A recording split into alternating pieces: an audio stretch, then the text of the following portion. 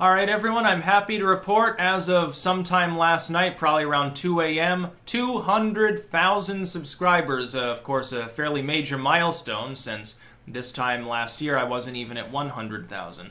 Growth has continued to pick up, by the way, in the wake of YouTube apparently restoring its algorithms to a proper function, which has happened like 3 or 4 times since I've been on YouTube, so it's not exactly surprising. The total number of views and new subscribers has more than doubled from a lull that lasted about a month. Actually, there was a sort of depression, and it was largely YouTube-wide. A lot of people talked about it, to the point where people were talking about the great YouTube slowdown. Now, of course, that's not the case.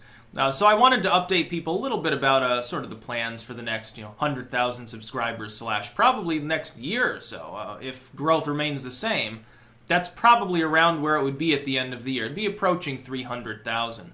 It might be a little bit less. I would say probably from 250,000 to 400,000 would be the expected range.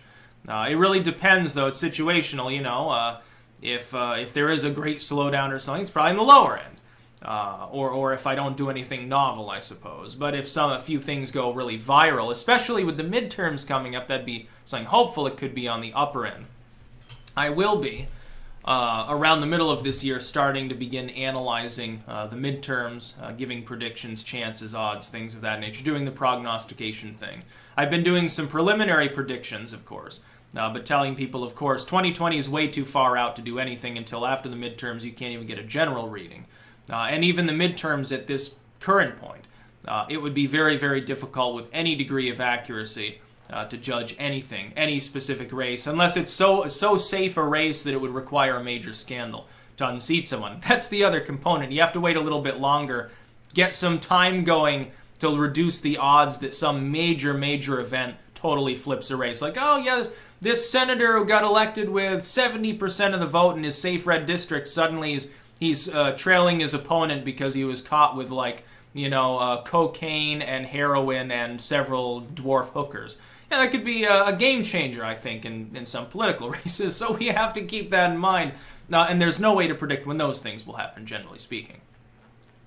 Number 2, I will be doing live streams, especially as the midterms approach, because it's more important then. Because then you might get very, very quick slews of news across literally dozens of political races that all need to be covered. I'm not going to do individual videos for each of those races. Therefore, I'll have to combine them and do streams, which will probably include people coming on, Google Hangout style. Either call in or I'll just have people lined up, get them on board.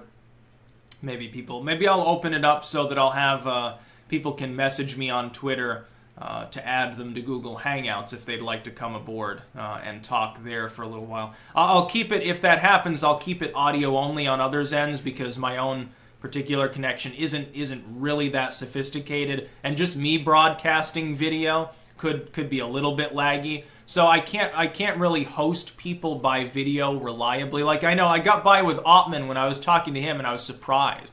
I was actually surprised it didn't fuck everything up. But I'd rather not take that chance because then people will be disappointed. It'll be sucky. And of course, I might get sick. I mean, if I get this fucking super flu that's going around, it'll knock me off for a week probably. You wouldn't believe some of the tales people are telling. Trust me, if I'm inclined to stay at home generally, especially in winter, like I don't want to go outside. It's too, I can't grow icicles in the garden, although that would be a funny joke. I'm inclined to stay home even more for the next couple of months whenever possible. I don't really want to get sick. It's not my cup of tea, per se. But I'm going to be doing other things. I can't start the live stream. I know that the audio is still lower quality. I am looking at different types of soundproofing panels. I'm thinking about getting the kind Warski has, because those look pretty good, as long as they're set up properly. And I could probably get 3 or 4, groups of them. I've got some bare wall in here, although it's still, I've fleshed it out a little. I got a couple more plants the other day. I want to get another big office plant for the other side here, by the way, because people enjoyed the lush background that I used to have. I'd like to restore that, and I'll have soundproofing. Maybe I'll put the play button and the Ouroboros. Actually, I'll sandwich them in with the wedges. I'll cut them to size, and I'll try to make the entire back wall look nice. Like I'll have to take the bamboo wall hangs that are actually above down to do that. Maybe I'll just put them on the other wall. It'll be fine. I like collecting them, but I do have a few excessive numbers of them actually hanging up now. I should probably do another bamboo wall hang collection video, because I think I've got twice as many as I had before. So it's quite a few. I think I've got almost 50 now. I've been collecting them fervently. I'm going to be doing some collection videos. You can expect more gardening videos, but I can't make them in the middle of winter. To people who don't understand this, I live in Vermont, way up north 300 miles north of New York City. There's no gardening going on this time of year. I could put grow lamps in here and start some plants indoors, maybe in February or March. I may do that, but again, that's not outdoor. That's not gardening. That's just potting things up, getting ready to garden. I'm going to be doing just as many politics. I want to get back on track with some more occultism. The next video will be 165. It's planned out for the next week. I want to get to like 180. I'm not going to do it quite as much, and I'd like to branch out to paranormal stuff as well, not just, again, maybe have a live show where I encourage people as well to come on, maybe talk about their own paranormal sort of experiences, like ghost, or, you saw a ghost, you saw Bigfoot or something. That I think would be interesting. That'd be right down my alley, because I'm actually just as interested in that, even if I haven't made my fortune off of this per se, but I'm just as interested in that as politics. So the war effort continues against the lame stream. As you can see, when a person with a webcam and a microphone sitting in a home office is capable of reaching this many people, this efficiently with this low a cost, when a person can do that and then branch out to other platforms and begin growing significant presences there, you know that the legacy media in its old form is dead. Because in order to reach that many people, they have to invest at least six-figure sums.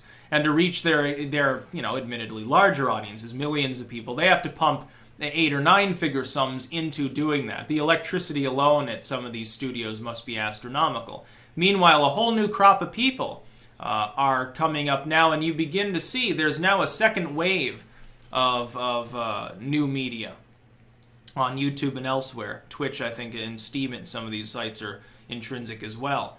Streaming, that is live shows.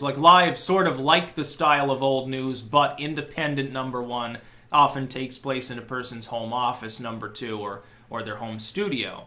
And it's quite interesting to watch this, because it's only been a couple of years since that's really been a thing. Before that, it was all standalone, like the sort of stuff I tend to do, which is why I want to ride that train as well. I don't want to just do standalone. The big problem for me has always been deciding on format and having a place to conduct it. And I need to look into, by the way, getting faster internet. I think that I'm capable of getting a higher speed, actually, by paying a little bit more each month. If I can, I definitely will. Definitely pay off. Then I could do video calls more easily. I could host shows. Like, I've been dragging my heels. I've got 3 different people that want to come on my channel and do talks and be interviewed. And I've held off and held off and held off despite really wanting to do that, because I'm like, well, if it crashes during a live stream, is that great? It's not fun. Nobody enjoys that. The other person will get frustrated if it happens multiple times.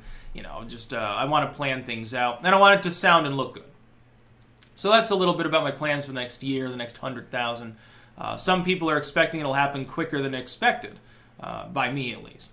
Because I tend to underestimate the growth of my content, like in a literary sense too. I've consistently underestimated, but that's the thing. I feel great for having underestimated, because if I overestimated, I'd feel bad and I'd beat myself up over it. So I'd rather make like really conservative predictions that still are pretty cool, and say, this is a modest goal. And then, of course, you can expect, and this goes out to other major creators, people with large audiences. If it's above 10,000 people, I consider it, by the way, to be a significant audience.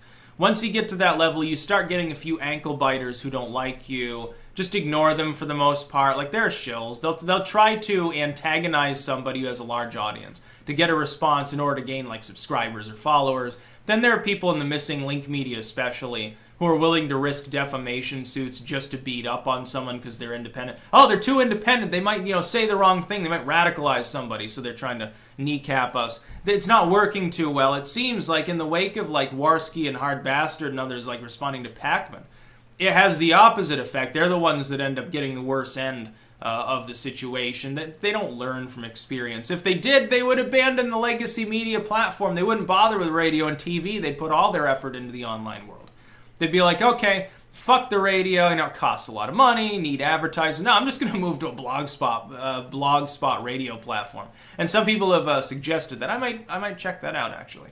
My Blog Talk Radio. Blogspot Radio. That'd be interesting Google service. Put a podcast on your Blogspot page. Here's the Styx Hexenhammer Paranormal Broadcast, live from the Tarl Warwick Books blog, where I sell the finest grimoires. You can join me every evening at 6:66 p.m. Someone said that I should do that, and it'd be 7:06, but it'd be funny. Actually, quite funny. And I can't wait to see what Styx Hexenhammer memes crop up in the next year. Because it's a consistent process whereby every month or two there seems to be a new sort of meme, like plushie or doozy, stuff like that. I actually like that, and I really love it when people draw like pictures of me, even if they're unflattering. I find them hilarious. I actually collect those too, and I keep every bit of fan mail I get too. Now, by the way, I generally prefer people not send me mail physically. I generally prefer that specifically because I have limited storage space. So yes, please do not send me gifts. I appreciate the thought, but yeah, you get it. There are a few people who are exempt from this because I've corresponded with them personally multiple times. Okay, if you've done that, that's fine. But for other people, please, don't send me like a boulder or something like that. Now I know that I'm inviting disaster because somebody might try to send me pizzas or something. Thankfully, no pizza place delivers out here. You can't do that to me. I'm immune from it. So it's, again, it's actually quite funny. That's about all. Peace out.